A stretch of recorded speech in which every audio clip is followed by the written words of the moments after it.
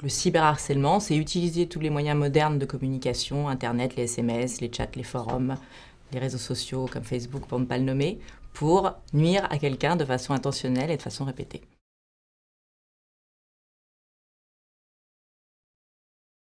Les spécificités du cyberharcèlement sont liées au fait que justement, ça permet une diffusion absolument massive et instantanée, puisqu'il suffit d'appuyer sur un bouton et d'envoyer un message pour que absolument tout le collège, par exemple, ou tout l'établissement scolaire soit au courant, quand ce sont des élèves, du fait qu'ils sont harcelés.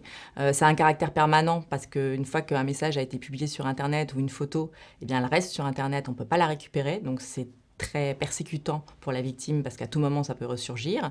Un des avantages, cela étant, du cyberharcèlement pour les victimes, c'est qu'à partir du moment où ça laisse des traces, puisque ce sont des choses qui sont écrites, ça peut servir à être prouvé. Contrairement au harcèlement classique, je dirais, dans une école, où c'est très difficile pour un élève d'aller prouver le fait qu'il est embêté, moqué, parce qu'il y a, à part des témoins, il n'y a aucune preuve.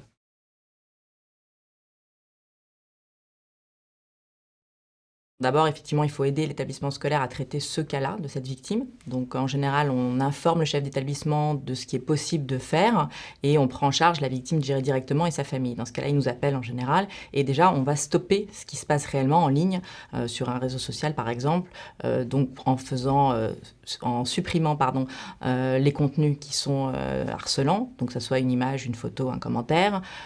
Éventuellement, quand vraiment le harcèlement dure depuis très longtemps et que plein de choses ont été tentées sans que ça cesse, on peut demander au réseau social de fermer le profil de la personne qui harcèle.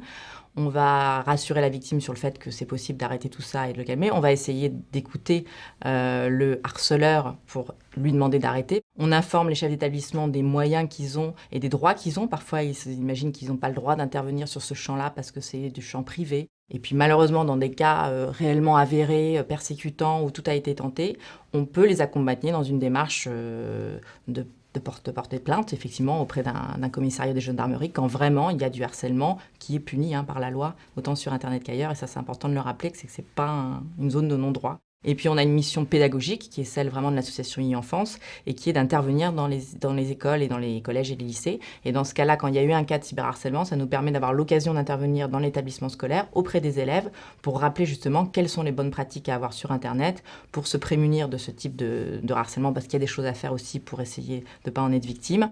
Et puis, on assortit toujours nos interventions auprès des élèves, avec des interventions auprès des parents, parce que c'est quand même à eux de transmettre les bonnes pratiques et les bons usages à leurs enfants.